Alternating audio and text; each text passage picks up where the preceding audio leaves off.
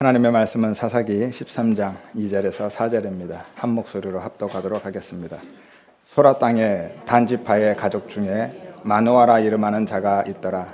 그의 아내가 임신하지 못함으로 출산하지 못하더니 여호와의 사자가 그 여인에게 나타나서 그에게 이르시되 보라, 내가 본래 임신하지 못함으로 출산하지 못하였으나 이제 임신하여 아들을 낳으리니 그러므로 너는 삼가 포도주와 독주를 마시지 말며 어떠한 부정한 것도 먹지 말지니라. 아멘.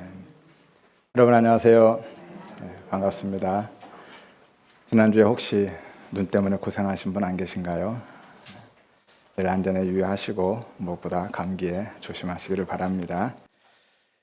드디어 마지막 사사인 삼손 이야기에 당도했습니다.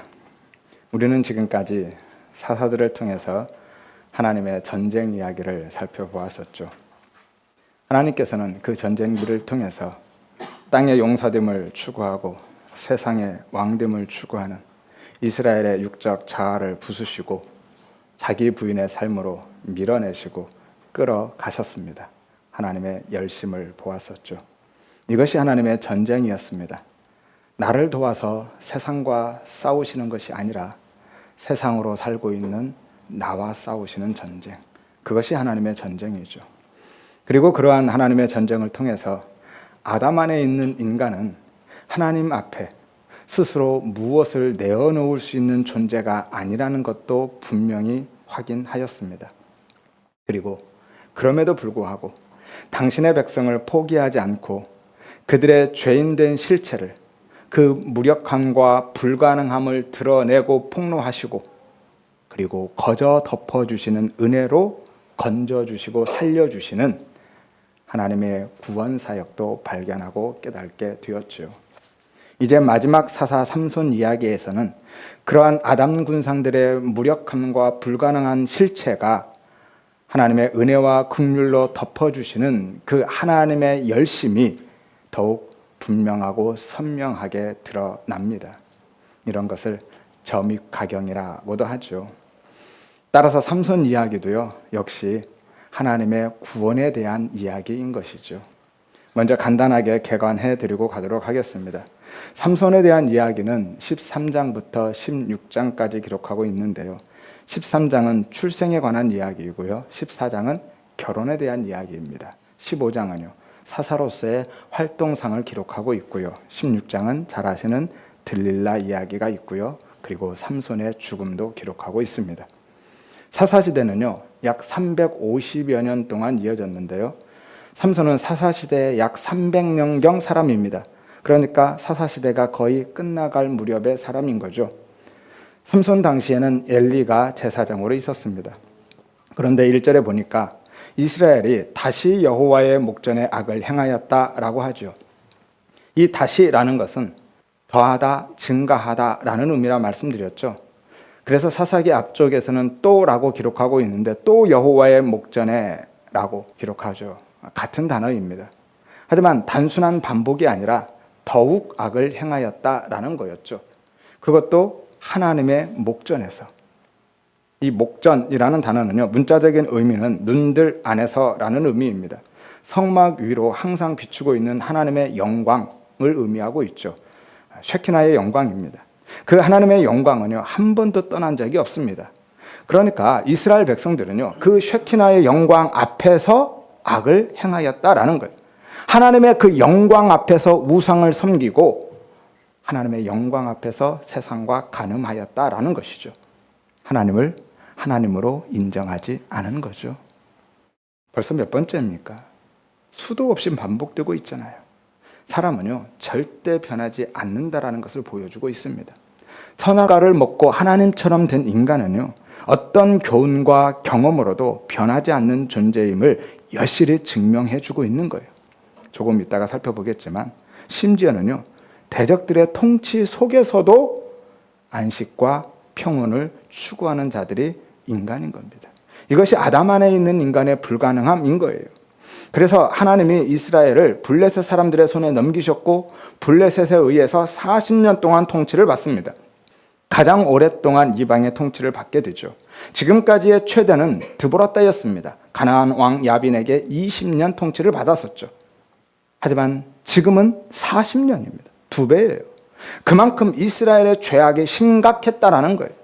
얼마나 심했는지는 조금 이따 살펴보도록 하겠습니다. 하나님은 매번 이스라엘의 자격과 조건 혹은 됨됨이와 상관없이 무조건적으로 거저 덮어주시는 은혜로 그들을 구원해 주셨습니다. 그런데 이스라엘은요, 갈수록 더욱 악을 행하고 점점 더 하나님으로부터 멀어졌죠. 3장 7절에 이스라엘이 여호와의 목전에 악을 행하여 하나님 여호와를 잊어버리고 바알과 아세라를 섬겼다라고 하죠. 이때가 시작입니다. 그래서 하나님이 그들을 2배나 악한 왕 아람 왕 구산 리사다임에게 팔아버렸죠. 그리고 온니엘을 통해서 그들을 구원해 주셨습니다. 첫 번째 사사였죠. 그런데 온니엘이 죽자 또 더욱 악을 행하였습니다. 3장 12절에 이스라엘 자손이 또 여호와의 목전에 악을 행하니라 라고 말씀하죠. 그래서 하나님이 이번에는 모압 왕 에글론에게 넘겨버리셨고 왼손잡이 예웃을 통해서 다시 구원해 주시죠. 하지만 예웃이 죽자 이스라엘은 금방 제자리로 돌아갑니다. 4장 1절에 예웃의 죽은 후에 이스라엘 자손이 또 여호와의 목전에 악을 행하매 라고 하죠. 그래서 하나님이 그들을 누구 손에 넘기죠? 하솔 왕 야빈에게. 그리고 다시 여사사 드보라를 통해서 구원해 주십니다. 그런데 6장에 보니까 드보라 사후에 이스라엘이 또 악을 행하고 그로 인해서 하나님이 그들을 미디안의 손에 넘기십니다. 그리고 기드온을 통해서 다시 구원해 주시죠. 하지만 10장에서 다시 악을 행하죠. 그래서 암몬 왕에게 팔리고 창녀의 아들 입다에 의해서 구원해 주십니다. 그런데 오늘 본문에 또 다시 여호와의 목전에 악을 행하고 있습니다. 참 한결같죠? 어쩜 이렇게 안 변합니까? 이것이 인간의 불가능함이고요. 지금 우리의 모습인 거예요. 나는 아닌 것 같죠? 나는 절대 안 그럴 것 같죠? 아닌 게 아닌 것이 아닌 게 아니에요. 기다는 거예요? 아니다는 거예요? 우리가 지금 그들과 똑같다는 거죠. 왜냐하면 육적 이스라엘은 영적 이스라엘 성도들에 대한 모형이기 때문이죠. 그래서 결국 블레셋 사람들의 속국이 되어서 40년 동안 그들의 통치를, 그들의 압제를 받게 됩니다. 그런데 이스라엘의 모습이요, 지금까지의 모습과는 조금 다른 모습이 있습니다. 뭐가 다를까요? 상황이 이런데도요, 오늘 이스라엘은 하나님께 부르짖지 않는다라는 거예요. 지금까지는 이스라엘이 늘 부르짖었습니다. 그 부르짖음이 참된 회개는 아니었을지라도 살려달라고 하나님께 매달리기라도 했었어요. 하지만 이제는 그것조차 하지 않고 있다라는 거죠. 이것은 블레셋의 압제가 심하지 않아서가 아닙니다. 그들이 완전히 블레셋화 되어버렸다라는 거예요. 우리나라도 예전에 35년간의 일제강점기 때 그랬었죠. 거의 일본화 되어버렸습니다. 말도, 글도, 이름까지도요. 그래서 대부분의 사람들은 그 삶이 그냥 일본화 되어서 거기에 젖어서 그냥 살았어요.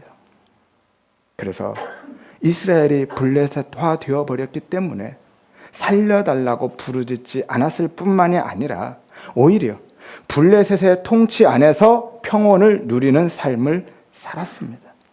그래서 입다 때부터요, 평온이라는 단어가 빠져버려요. 삼손은요, 입다와 동시대 사람이거든요. 입다는 므낫세 지파 길르앗 사람으로서 요단 동쪽에서 활동했고요. 삼손은 단 지파 사람으로서 요단강 서쪽 지중해 근처에서 활동했거든요. 이미지 한번 띄워주실래요? 오른쪽 빨간 원이 입다가 활동한 길르앗 지역이죠. 그리고 왼쪽 빨간 원이 단 지파죠. 거기에서 삼손이 활동했습니다. 단 지파 바로 옆에 왼쪽 아래쪽으로 지중해 해변을 따라서 블레셋의 본거지가 있습니다. 가드나 아스글론, 가사, 에글론, 아스돗 이런 곳들이 다 블레셋 지역이죠. 지금의 가자 지구입니다. 블레셋, 펠리슈티라는 단어인데요. 지금의 팔레스틴이 거기에서 나왔습니다. 그러니까 입다와 삼손은 동시대 사람이죠. 아무튼 지금까지는 항상 사사가 있는 동안에는 이스라엘이 평온을 누렸다라고 기록하고 있거든요. 온니엘 때 3장 11절에 보니까 그 땅이 평온한 지 40년에 그나스의 아들 온니엘이 죽었다라고 하죠. 예후 때는요, 3장 30절에 그날의 모압이 이스라엘 수하에 굴복하며 그 땅이 80년 동안 평온하였더라라고 기록합니다. 드보라 때는요, 5장 31절에 그 땅이 40년 동안 평온하였다라고 기록하죠. 8장 28절에 기드온 때죠. 기드온이 사는 40년 동안 그 땅이 평온하였다라고 기록합니다. 하나님은 왜 이스라엘을 구원하신 후에 사사가 있는 동안에는 평온했다라고 굳이 기록하실까요? 왜냐하면 사사로운 모형들은 예수 그리스도에 의해서 구원이 주어지고 안식이 완료된다라는 것을 보여주고 있는 것이죠. 하나님의 나라가 예수 그리스도에 의해서 그런 방식으로 성취된다라는 것을 그림으로 보여주고 있는 겁니다. 그런데 삼손 시대에는 그 평온이 사라져 버린 것이죠. 12장 7절에 입다가 이스라엘의 사사가 된 지 6년이라 길르앗 사람 입다가 죽음에 길르앗에 있는 그의 성읍에 장사되었다라고 기록하죠. 자, 보세요. 입다가 사사가 된 지 6년이라. 그리고 나서 다른 사사들은 어땠습니까? 모두 다 그 다음에 뭐가 있었어요? 그동안에는 평온하였더라. 그런데 오늘 입다는요, 평온이라는 말이 없고 그냥 입다가 죽음에 장사되었다로 끝나버리죠. 입다가 삼손과 동시대 사람이라고 그랬죠. 그러니까 삼손 시대부터 이스라엘의 하나님의 평온, 그 안식이 사라져 버린 겁니다. 그러면 입다가 사사로 있는 동안에는 왜 하나님의 평온, 안식이 사라졌을까요? 왜죠? 왜냐하면요, 이스라엘 백성들이 블레셋의 통치 아래에서 다른 평온을 누리고 있었기 때문인 거예요. 이것이 이스라엘의 블레셋화입니다. 그래서 40년 동안이나 블레셋의 통치를 받으면서도 하나님께 살려달라고 부르짖지 않았던 거예요. 15장에 보면요, 삼손의 장인이 삼손의 아내를 블레셋 사람들에게 주어버리죠. 그러자 삼손이 화가 나서 그 화풀이를 블레셋 사람들에게 하죠. 그들의 곡식밭, 포도원, 감람나무 다 불살라버립니다. 그러자 블레셋 사람들이 보복하고 나서죠. 삼손의 아내와 장인을 불살라 죽여버리죠. 그러자 삼손이 다시 보복합니다. 15장 8절에 보면 블레셋 사람들을 크게 쳐서 죽였다라고 하는데요. 여기서 치다가 살육, 도륙, 학살을 해요. 정확히 몇 명을 죽였는지는 모르겠는데 삼손이요, 아주 잔인하게 학살했습니다. 많은 사람들을. 블레셋 사람들이 가만히 있겠습니까? 군대를 끌고 쳐들어옵니다. 그리고 나서 삼손 내놓으라고 윽박지르죠. 삼손만 내주면 그냥 돌아가겠다라고요. 그래서 유다 사람들이 어떻게 하죠? 무려 3,000명을 끌고 삼손이 숨어 있는데 쫓아와가지고 삼손에게 우리가 너 잡아서 넘기겠다라고 하는 거예요. 15장 11절입니다. 너는 블레셋 사람이 우리를 다스리는 줄을 알지 못하느냐? 내가 어찌하여 우리에게 이같이 행하였느냐? 무슨 말이죠? 우리는 지금 블레셋 사람들의 치하에서 평온하게 잘 살고 있는데 왜 내가 그 평온을 깨냐라는 거예요. 왜 긁어부스럼을 만들고 있느냐라는 것이죠. 그러니까 이스라엘이 지금요, 하나님의 통치가 아니라 블레셋 사람들의 통치를 받고 있다는 것을 아주 당연하게 여기고 있는 거예요. 그리고 3,000명이나 끌고 와서 삼손을 잡겠다라고 하고 있는 겁니다. 그래서 블레셋 사람들에게 넘기는 거죠. 결국 하나님이 자기들을 구원하고 보내주신 그 사사를 자기들 손으로 잡아서 대적에게 넘겨버립니다. 그러니까 그들은 이미요, 블레셋화 되었고 블레셋인이 되어버린 겁니다. 뼛속까지 그냥 블레셋 사람이 되어버린 거예요. 일제치하의 친일파들처럼 그렇게 된 거예요. 그래서 블레셋에게 저항은커녕 블레셋으로부터 독립에 대한 꿈조차 꾸지 않고 살고 있는 겁니다. 도리어 블레셋의 압제 속에서도 그들이 던져주는 그 고기 몇 점에 그냥 평온을 누리며 살았던 거예요. 애굽에서도 그랬죠. 노예로 살면서도요, 이스라엘 백성들이 그 노예의 삶에 그냥 안주해서 살았습니다. 마치 애굽인처럼. 이것이 애굽파였죠. 이스라엘의 애굽파였어요. 그래서 광야에서도요, 툭하면 애굽으로 돌아가자고 했잖아요. 애굽에 있을 때가 좋았다. 차라리 애굽으로 돌아가자. 그런데 그게 바로 오늘 우리의 모습인 거죠. 하나님의 백성임에도 불구하고 세상의 통치 속에서 세상이 던져주는 그 고기 몇 점에 기뻐하고 만족해하고 행복해하고 평온을 누리면서 세상으로 살고 있는 내 모습인 거예요. 아담 안에 있는 인간은요, 자기의 육신의 평온과 행복 앞에서는 하나님의 평온, 하나님의 은혜는 언제든지 초계처럼 던져버릴 수 있는 불가능한 존재들인 거예요. 이것이 인간의 죄성입니다.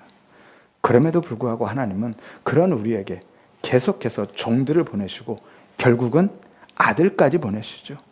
그런데 인간들은요, 자신의 삶을, 그 평안을 지키겠다고 오히려 아들을 죽여버렸습니다. 이것이 포도원 농부 비유죠. 하지만 하나님은요, 그럼에도 불구하고 아들을 내어줌으로써, 아들을 죽이심으로써 그들을 살려내는 거예요. 이게 오늘 삼손의 이야기입니다. 같은 이야기를 하고 있는 거예요. 세상에서 세상의 평온을 누리며 그 평온 지키겠다고 주인의 아들을 죽인 포도원 농부들이 바로 블레셋의 통치 아래에서 그들의 평온을 누리며 그 평온 지키겠다고 사사 삼손을 죽인 이스라엘 백성들인 거예요. 아무튼 그래서 입다 때부터요, 사사를 통해서 주시는 하나님의 평온, 안식이 사라져버린 것이고요, 하나님은 그들이 잃어버린 그 진짜 평온, 안식을 찾아주시기 위해서 삼손을 보내신 겁니다. 그래서 삼손이 예수의 모형으로 등장하는 것이죠. 이러한 삼손의 이야기는요, 임신하지 못하는 어떤 불임 여자와 대적의 치하에서 안식이라는 이름을 가진 한 남자로부터 시작되죠. 2절을 보세요. 소라 땅에 단지파의 가족 중에 마누아라 이름하는 자가 있더라. 그의 아내가 임신하지 못함으로 출산하지 못하더니 라고 하죠. 이 마누아, 안식이라는 의미입니다. 노아와 같은 이름이에요. 노아가 안식이죠. 오늘 마누아도 안식입니다. 같은 뜻입니다. 무슨 말이냐면 이스라엘 백성들이요, 40년간의 블레셋의 통치 그 압제 아래에서 버젓이 안식을 찾고 안식을 누리고 있었다라는 거예요. 평온, 안식 다 같은 의미이죠. 이스라엘 백성들이요, 블레셋의 통치를 인정하고 받아들이고 있고 그 통치에 안주해서 살아가고 있었다라는 거죠. 그런데 하나님이 이스라엘의 그 상태에서 한 불임 여성을 통해서 구원해 내시는 겁니다. 하나님이요, 창녀 고멜 같은 그들의 죄악을 발로 밟으시고 긍휼을 부어 주시는 거예요. 이것이 은혜이고 구원인 겁니다. 임신하지 못함으로 라는 것은요, 아카르라는 단어인데요, 뿌리째 뽑다, 근절하다라는 의미예요. 특별히 짐승의 힘줄을 끊는 것을 표현할 때 사용하는 단어입니다. 따라서 마노아의 아내는요, 아이를 낳을 수 있는 근원이 완전히 끊어져 버린, 뿌리째 뽑힌, 임신 가능성이 완전 제로인 상태인 거예요. 사라처럼 나이가 많아서 경수가 끊어진 것이 아니라 처음부터 완전한 불임 여성인 거죠. 그리고 그게 바로 지금 이스라엘의 모습이고요, 아담 안에 있는 모든 인간들의 모습임을 보여주고 있는 겁니다. 이것이 인간의 불가능함인 거예요. 도저히 생명을 가질 수 없는 죽은 존재. 하나님은요, 그런 여자에게 도저히 임신할 수 없는, 그래서 생명을 낳을 수 없는, 생명을 품을 수조차 없는 무력하고 불가능한 여자, 죽은 이스라엘에게 생명을 주시고 출산하게 하시는 거죠. 이게 하나님의 구원입니다. 이것이 하나님의 열심인 거예요. 삼손 이야기가 그렇게 시작됩니다. 이스라엘의 무능함과 무력함, 불가능함, 그것들을 드러내고 폭로함으로 시작되죠. 이게 너야 라는 겁니다. 그리고 그게 지금 우리의 모습이죠. 도저히 생명을 낳을 수 없는, 아니 생명일 수조차 없는 죽은 흙의 모습. 그게 오늘 본문에 임신하지 못하는 자들의, 여자들의 모습이고 바로 우리의 모습, 내 모습인 거죠. 거기에 하나님의 생명이 부어짐으로써 산 존재가 되는 거예요. 이게 구원이죠. 그리고 다시 생명을 낳는 존재가 되는 겁니다. 이게 바로 성도인 거예요. 그래서 성경에 임신하지 못하는 여자들이 많이 나오죠. 사라부터 시작해서 리브가, 한나, 마리아까지. 그런데 그때마다 하나님의 은혜가 가입되어서 언약의 후손이 탄생하는 거죠. 그게 바로 구원의 원리다라는 것을 보여주고 있는 겁니다. 이것이 사사기 전체의 내용인 거예요. 그러니까 삼손의 이야기 속에 사사기 전체가 녹아 들어가 있는 거죠. 아니, 구속사 전체가 들어가 있는 겁니다. 이사야서 54장에 보면요, 그 임신하지 못하는 여자가 자식, 생명을 낳는 것에 대한 명확한 이야기가 나오죠. 이사야서 54장 1절입니다. 잉태하지 못하며 출산하지 못한 너는 노래할지어다. 산고를 겪지 못한 너는 외쳐 노래할지어다. 이는 홀로 된 여인의 자식이 남편 있는 자의 자식보다 많음이라 라고 말씀하죠. 홀로 되어서 잉태하나 출산을 못하는 여자에게 노래하라 라고 요구하고 있어요. 기뻐하고 찬양해라 라고 말씀하고 있죠. 당시에는 출산하지 못하는 여자는요, 그냥 저주받은 여자였어요. 그런데 어떻게 기뻐하고 어떻게 찬양하고 어떻게 노래할 수 있습니까? 왜죠? 왜냐하면 하나님이 남편이 되어 주실 것이기 때문에. 그래서 남편 있는 자식보다 더 많은 자식을 둘 것이기 때문에. 생각해 보세요. 어떻게 홀로 된 여자가 남편을 둔 자식보다 많은 자식을 둘 수 있습니까? 인간적으로는 불가능합니다. 자유롭게 많은 남자를 만나고 다닐 수 있어서가 아니라 하나님이 남편이 되어주실 것이기 때문에 가능한 거예요. 내가 네 남편 되어주겠다. 그러니까 기뻐해라. 찬송해라. 4절 5절입니다. 이사야서 54장 4절 5절. 내가 내 젊었을 때의 수치를 잊겠고 과부 때의 치욕을 다시 기억함이 없으리니 이는 너를 지으신 이가 내 남편이라 라고 말씀하죠. 이것이 생명과 구원을 주시는 하나님의 창조 원리인 거예요. 구원의 메커니즘입니다. 하나님이요, 홀로 된 여자, 잉태하지 못한 여자에게 들어가서 새로운 생명을 주시는 거예요. 이게 구원인 거예요. 우리가 어떤 자격과 조건을 갖추어서 신부가 되고 생명을 낳는 것이 아니라 하나님이, 남편 되신 하나님이 거저 덮어주시는 은혜로 되는 거예요. 이것이 이사야가 이야기한 잉태하지 못한 여자의 남편이 되어서 생명을 창조해내는 하나님의 열심인 것이죠. 그리고 그 이야기가 아담과 하와 이야기 안에도 그대로 들어가 있죠. 하나님이 그들의 벌거벗음을 거저 덮어주심으로 살려내시잖아요. 노아의 이야기도 같은 이야기입니다. 홍수 이후에 노아가 포도주에 취해서 벌거벗었을 때 셈과 야벳이 노아를 덮어주죠. 함은 어떻게 하죠? 드러내고 폭로합니다. 그래서 저주받아요. 여기서 덮다라는 게 카사라는 단어인데요. 덮다, 입다, 숨기다, 감추다라는 단어예요. 원래 이 단어가 어디에 쓰이냐면요, 죄를 덮을 때 쓰이는 단어입니다. 그냥 우리의 죄가 덮여지는 거예요. 이것이 예수로 옷 입는다라는 것이고요. 이게 구원인 거예요. 내가 무엇을 해서 내 열심으로 나를 가리고 덮는 것이 아니라 하나님이 그냥 거저 덮어주시는 거예요. 이게 은혜이고 구원인 거예요. 그래서 다윗이 시편 32장 1절에 허물의 사함을 받고 자신의 죄가 가려진 자, 이게 카사란 같은 단어죠. 가려진 자, 덮어진 자는 복이 있다라고 한 거예요. 그러니까 다윗과 밧세바의 사건도 역시 같은 이야기를 하고 있는 거죠. 하나님이 덮어주셨기 때문에 다윗이 산 거예요. 호세아와 고멜 이야기도 같은 이야기죠. 계속 집을 나가서 음행하다가 결국은 노예 시장에 걸린 창녀 고멜을 호세아가 그냥 덮어서 살리는 겁니다. 호세아, 헬라어로 예수죠. 성경이 이렇게 일관적이에요. 성경은 계속 그 이야기하고 있는 겁니다. 예수 이야기하고 있어요. 그래서 삼손 이야기가 이스라엘의 불가능함부터 시작하는 거예요. 블레셋에게서 그 평온을, 안식과 만족과 행복을 추구하는 마노아와 임신하지 못하는, 출산하지 못하는 여자, 이스라엘의 불가능함으로부터 출발하는 겁니다. 그런데 하나님이요, 친히 남편이 되셔서 그들을 덮고 그 안에 생명을 심으신 겁니다. 그런데 그 심는 방법이 뭐죠? 하나님이 아담과 하와의 벌거벗음을 거저 덮어주시는 그 방법이 뭐였어요? 그들 대신에 다른 존재가 죽는 거죠. 그래서 예수로 모형되는 삼손이 죽는 겁니다. 그리고 실제로 예수님이 우리 대신, 아니 우리가 되어서 죽으시는 거예요. 이것이 구원의 은혜이죠. 거기에 우리가 할 수 있는 일은 아무것도 없습니다. 그런데 문제는요, 사람들이 자꾸 거기에 무엇을 보태겠다라고 나선다라는 거예요. 그래서 그것 때문에 죽는 겁니다. 우리는요, 죄로 인해서 벌거벗었기 때문에 죽는 것이 아니라 그 벌거벗음을 스스로 가리고 덮으려 해서 죽는 거예요. 아무튼 우리는요, 생명의 근원이 완전히 끊긴 여자이기 때문에 무슨 방법을 동원해서도 절대로 임신할 수 없는 존재입니다. 생명을 낳을 수 없는 존재예요. 그 이야기가 씨 뿌리는 자의 비유죠. 밭은요, 절대로 스스로 갈아엎고 스스로 열매를 맺는 옥토를 만들 수가 없습니다. 그러면 어떻게 해야 옥토가 되죠? 생명을 가진 씨가 들어와서 심겨지고 열매를 맺고 그래야 옥토가 되는 겁니다. 아무리 좋은 밭도요, 씨가 심겨지지 않으면 그냥 불모지예요. 한 알의 씨가 심겨지고 그 씨가 죽어서 열매를 맺을 때 옥토가 되는 거죠. 생명은요, 씨에 있는 거지 밭에 있지 않습니다. 그런데 좋은 밭이 되자, 옥토가 되자 라는 게 무슨 말입니까? 길가처럼 단단한 흙을 깨서 고운 흙 만들어 놓으면 옥토가 되는 건가요? 거친 돌 다 골라내고 가시덤불 다 걷어내면 옥토가 돼요? 아니죠.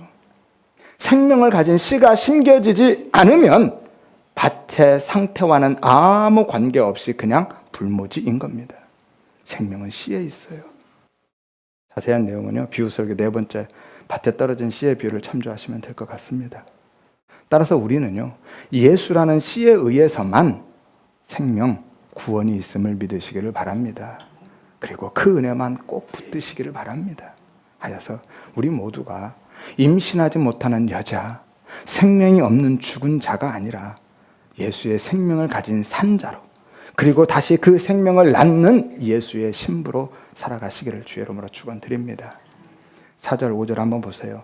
그러므로 너는 삼가 포도주와 독주를 마시지 말며 어떤 부정한 것도 먹지 말지니라. 그의 머리 위에 삭도를 면도칼이죠 대지 말아라. 이 아이는 태에서 나옴으로부터 하나님께 바쳐진 나시린이 됨이라 라고 말씀하죠. 이 나시린, 나지르라는 단어인데요, 구별된 자, 하나님께 드려진 자라는 의미입니다. 어원이 나자르예요. 구별하다, 성별하다, 헌신하다, 봉헌하다. 따라서 나실은요, 구별하여서 하나님께 드려진 자인 겁니다. 그래서 대제사장의 머리에 썼던 그 금패를 붙인 거룩한 관이 같은 단어인 거예요. 네제르. 나자르의 원형이 네제르거든요. 성별, 분리, 봉헌, 나실인 이런 의미입니다. 그리고 중요한 의미가 하나 더 있는데요. 깎지 않은 머리털 이런 의미가 있습니다. 그래서 나시린은 머리를 자르지 않는 거예요. 왜냐하면 그게 자신이 나시린됨의 가장 확실한 외적 증거이기 때문이죠. 그리고 이 나자르에서 파생된 단어가 뭔지 아세요? 나자르, 나사로가 아니라 나사렛인 거예요. 나사렛. 그래서 예수님을 나사렛 사람이라 라고 하는 거예요. 마태복음 2장 23절에 헤롯이 죽은 후 요셉이 애굽에서 이스라엘로 돌아와서 나사렛이란 동네에 가서 사니 라고 하죠. 이는 선지자로 하신 말씀에 나사렛 사람이라 칭함이라 하심을 이루려 함이러라 라고 말씀합니다. 이 선지자로 말씀하셨다. 이 복수입니다. 여러 선지자로 얘기했다라는 거예요. 그런데요, 구약 어디에도 그런 예언이 없어요. 한 선지자도 아니고 여러 선지자가 이야기했다는데 그런 예언이 기록되지 않습니다. 이것은요, 나시린으로 구별되고 하나님께 온전히 드려진 예수님에 대한 상징적인 표현인 거죠. 그래서 예수님이 나시린이다 라고 하는 겁니다. 물론 삼손 역시요, 오늘 이스라엘의 모습과 지금 우리의 모습에 대한 상징이기도 합니다. 이것이 예표의 이중성이라고 했죠. 이 부분은 차차 삼손의 이야기를 나눠가면서 더욱 살펴보도록 하겠습니다. 아무튼 예수님은 날 때부터 나시린으로 구별된 자로 나셨고요, 그렇게 사셨고요, 우리에게 생명과 구원을 주신 분입니다. 그런데 나시린은 어떻게 해야 되는 거죠? 본문에도 있지만 민수기 6장에 보면 더욱 자세하고 정확하게 나오죠. 크게 세 가지를 금해야만 합니다. 첫째는 술, 두 번째는 삭도, 이발, 세 번째는요, 시체, 주검. 술은요, 포도 열매도 안 됩니다. 술을 먹지 말라라는 거는요, 단순히 세상의 즐거움을 추구하지 말아라 그런 거 아닙니다. 예수를 포도주로 마시고 살라라는 거예요. 예수로 기뻐하고 예수로 즐거워하고 예수로만 만족하며 살라라는 거예요. 포도주는 즐거움을 상징하거든요. 머리카락을 자르지 말라라는 거는요, 단순히 세상의 멋을 포기하고 살아라라는 것이 아니라 머리가 되신 예수에 대한 상징인 것이죠. 예수가 머리 되시다라는 거예요. 그래서 고린도전서 11장 3절에 보면 여자의 머리는 남자다라고 하죠. 여성분들 기분 나빠하지 마시고요, 생물학적인 여자와 남자 이야기하는 게 아닙니다. 여자인 교회 성도의 머리가 남자 예수다라는 거예요. 그래서 여자는 머리에 뭐 쓰라고 하죠. 내 머리 위에 나를 주관하시는 분이 따로 계시다라는 것을 늘 인식하며 살라라는 겁니다. 우리가 모두 다 여자이거든요. 그리고 머리카락을 자르지 않는 것은요, 나시린과 관련해서 훨씬 더 깊은 의미가 있습니다. 좀 전에 나시린 설명을 드릴 때 말씀드렸죠. 나시린, 거룩한 관, 깎지 않은 머리털 다 같은 단어라고 했죠. 이 부분은 16장에 가면 들릴라 이야기 때 이 머리카락 자르는 이야기가 있습니다. 그때 가서 조금 더 자세히 나누도록 하겠습니다. 오늘은 예수님이 머리 되심에 대한 상징이다, 이 부분까지만 이해하시면 될 것 같습니다. 시체를 만지지 말라라는 것 역시요, 단순히 성결하고 거룩한 삶을 살아라 라는 것이 아니에요. 예수의 생명으로 살라라는 거예요. 옛사람, 육적 자아는 이미 죽었으니까 이제는 예수의 생명으로 사는 새로운 삶을 살아야 된다라는 거죠. 이것이 나시린인 겁니다. 죽음과는 관계없는 자, 새로운 생명으로 사는 자, 진짜 생명을 소유한 자, 그가 나시린인 거예요. 그런데 문제는요, 아담 안에 있는 가는 아무도 그렇게 살 수가 없어요. 그래서 예수님이 진짜 나시린으로 오셔서 온전한 나시린의 삶을 살아내시고 나시린으로 하나님께 그렇게 드려진 겁니다. 그리고 우리를 당신과 연합시키심으로 우리도 나시린이 되게 하신 거죠. 그래서 하나님이 우리를 받으시는 겁니다. 정확히는 우리와 연합되어 있는 예수를 받으시는 거죠. 그리고 삼손이 예수님을 모형하고 있다는 것은요, 그가 나실인인 것도 있지만 그의 이름 자체가 예수님을 모형하고 있어요. 삼손, 쉬므손이라는 단어인데요, 작은 태양이라는 의미입니다. 어원이 쉐메시, 태양, 해, 빛 이런 의미죠. 그런데 성경에서 해는 누구를 상징하죠? 하나님. 시편 84장 11절에 여호와 하나님은 해요 방패시다 그러죠. 이 쉐메시 태양입니다. 팁을 하나 드릴까요? 이 해, 태양, 항성이죠. 스스로 빛을 내는 별이 항성, 태양입니다. 밤하늘의 별 다 태양이에요. 태양은요, 우리가 보는 태양은 가까이 있는 별이고요, 우리가 보는 별들은 멀리 있는 태양인 겁니다. 그러면 행성은요, 항성 주변을 돌고 있는 천체들이죠. 스스로 빛을 낼 수는 없습니다. 항성의 빛을 받아서 반사해내기 때문에 행성들이 보이는 거예요. 지구뿐만이 아니라 수성, 목성, 화성 다 마찬가지죠. 행성이죠. 위성은요, 그 행성 주위를 도는 천체죠. 달과 같은 겁니다. 제가 공부 좀 했는데요, 별 공부를 다 하고 있습니다. 정말 별 공부를 했어요. 공부한 티를 조금 더 내볼까요? 그러면 태양과 지구의 거리는 얼마나 되는 줄 아세요? 엄청 가까워요. 얼마나 가깝냐면 1억 5천만 킬로밖에 안 됩니다. 얼마나 가깝냐면요, 빛의 속도로 약 8분 정도밖에 안 걸려요. 이게 얼마나 가까운지 실감이 안 되시죠? 그러면 지구와 두 번째로 가까운 별, 태양은 알파 센터우리인데요, 빛의 속도로 얼마 걸리는 줄 아세요? 약 4년 반 가까이 걸려요. 실감이 좀 되시나요? 우리가 보고 있는 이 태양이 얼마나 가까운지. 태양이 지구와 가까운 것은요, 일반적으로 이 과학자들은 비정상적이라고 그래요. 그만큼 가깝습니다. 그래서 진화론자들은요, 지구가 운이 좋다고 하죠. 여러분, 운이 좋은 것이 아니라 하나님이 그렇게 만드신 거예요. 창조하신 겁니다. 지구는 태양으로 인해서 늘 밝죠. 늘 밝습니다. 밤도 있지만 낮도 있죠. 그래서 늘 밝게 우리는 살아요. 이것조차 우연이 아닌 거예요. 하나님이 우리에게 그 빛을 주신 거예요. 원래 우주의 일반적인 모습은 어떤 모습인지 아세요? 태양이 그냥 없을 때의 모습입니다. 우리의 밤. 그게 일반적인 우주의 모습이에요. 우주는요, 낮과 밤이 없습니다. 그냥 깜깜한 밤밖에 없어요. 온 우주는 그렇게 그냥 어둠, 밤으로 채워져 있습니다. 텅 빈 어둠이에요, 우주가. 거기에 실처럼 가느다란 빛들이 그냥 흘러다니는 거예요. 이게 우주입니다. 마치 레이저쇼 하는 것처럼, 밤중에 레이저쇼처럼. 그렇게 한 줄기 빛이 흘러가는 게 우주인 거예요. 나머지는 다 깜깜한 밤입니다. 이해가 되시나요? 그래서 하나님이 어둠을 먼저 창조하신 거예요. 그리고 빛이 그 어둠을 뚫고 들어오는 겁니다. 이게 구원이다라는 것을 보여주시는 거죠. 창세기 1장 2절에 3절에 땅이 혼돈하고 공허하며 흑암이 깊음 위에 있고 하나님이 이르시되 빛이 있으라 하시니 빛이 있었고 라고 하죠. 하나님이요, 그 구원의 원리를 창조사에게 고스란히 담아서 주신 거예요. 옛 창조는 새 창조에 대한 모형으로 주신 거거든요. 그래서 예수님이 빛으로, 새 창조의 빛으로 오시는 겁니다. 요한복음 1장 4절에 그 안에 생명이 있으니 이 생명은 사람들의 빛이다 라고 하죠. 예수님이요, 선악과를 먹고 혼돈과 공허, 흑암의 깊음에 빠져버린 우리에게 빛으로 뚫고 들어오셔서 새로운 질서 속으로 우리를 끌어내시는 거예요. 이것이 새 창조이고 구원인 거예요. 갈라디아서 3장 22절에 성경이 모든 것을 죄 아래 가두셨다라고 하죠. 여기서 죄는 율법입니다. 율법의 감옥에 가두어 버리신 거예요. 죄수처럼.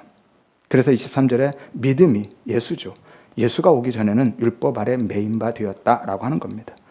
이것은요, 예수 그리스도를 믿음으로 말미암는 약속을 뭐죠? 구원이죠. 그 구원을 믿는 자들에게 주려 합니다라고 말씀하죠. 구원을 주시기 위해서 율법에 의한 죄의 속박, 그 정죄에 완전히 우리를 가둬두셨다라고 하시는 겁니다.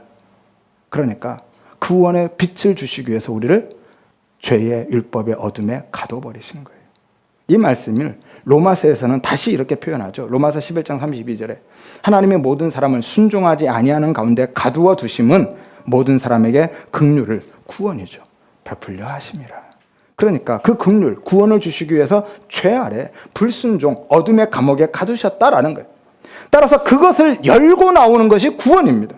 그런데 문제는 피조물은 스스로는 그 죄의 감옥을 빠져나올 수가 없어요. 누군가 나를 감옥에 가두면 그 안에 있는 사람은 못 나옵니다. 가둔 사람이 열어줘야 나오는 거예요. 하나님이 우리를 가두셨기 때문에 하나님이 열어주셔야만 나오는 겁니다. 그래서 예수님이 빛으로 오셔서 우리를 가지고 있는 그 율법을 죽이고 그 어둠을 찢어버리고 거기에서 우리를 꺼내주는 거예요. 이것이 구원인 거예요. 그래서 창조도 어둠에서부터 시작되고요. 인류 역사도 아담과 하와의 타락에서부터 출발하는 거고요. 유대인의 날들도 저녁부터 시작되는 겁니다. 그래서 빛으로 생명으로 나아가는 모습을 보여주고 있는 거예요. 이것이 구원의 원리다, 구조다라는 거죠. 이게 구원이야. 이게 새 창조야 라는 거예요. 그리고 예수님은 실제로 400년의 어둠을 뚫고 영적 암흑기를 뚫고 빛으로 우리에게 오셨죠. 이스라엘은요, 말라기 이후에 예수님이 오시기 전까지 400년 동안 하나님의 어떤 말씀도 계시도 없는 영적 어둠 속에 갇혀버렸습니다. 그리고 때가 참에 그 긴 어둠의 터널을 뚫고 예수님이 빛으로, 생명으로, 구원의 빛으로 우리에게 오신 겁니다. 그리고 세상에서, 대적의 땅에서 만화처럼 평온을 누리며 생명이 없는 자로, 죽은 자로 살고 있던 당신의 백성들에게 그 어둠을 몰아내고 참 생명, 구원을 주신 거죠. 어떻게요? 삼손이 되어서 죽으심으로. 그것이 십자가죠. 따라서 삼손은요, 빛, 생명, 구원의 주 예수 그리스도에 대한 모형으로 등장하고 있는 거죠. 그런데 그러한 삼손이 어떻게 나오죠? 누구에게서 탄생합니까? 임신하지 못하는 여자에게서. 예수를 모형하고 있는 삼손이 임신하지 못하는 여자에게서 나오고 있습니다. 이것이 여자인 교회 성도가 예수를 다시 낳는 그림인 거예요. 원래 우리는 임신하지 못하는 여자, 생명이 없는 여자였는데 생명의 빛이신 예수님이 우리 안에 뚫고 들어오셔서 다시 아들 예수를 낳게 하시는 겁니다. 우리가 진리를, 예수를 깨달아서 마음의 새김으로 우리의 옛사람, 육적 자아가 죽고, 이것이 자기 부인이죠. 내 안에서 예수만 오롯이 드러나는 것, 이것을 예수를 낳는다, 생명을 낳는다라고 하는 거예요. 따라서 삼손 이야기는 단순히 나시린임에도 불구하고 방탕한 삶을 살던 삼손이 결국 여자 때문에 망했는데 회개하니까 하나님이 마지막에는 써주시더라. 그러니까 우리도 나시린답게 구별된 삶을 살고 회개하는 삶을 살자. 그런 윤리와 도덕적인 혹은 신앙적인 교훈 이야기가 아닌 겁니다. 구원에 대한 이야기예요. 예수님의 구원 이야기. 우리가 바로 세상에 주는 평온, 행복, 그 안식을 추구하며 세상과 가늠하면서 살고 있는 만화인 것이고요.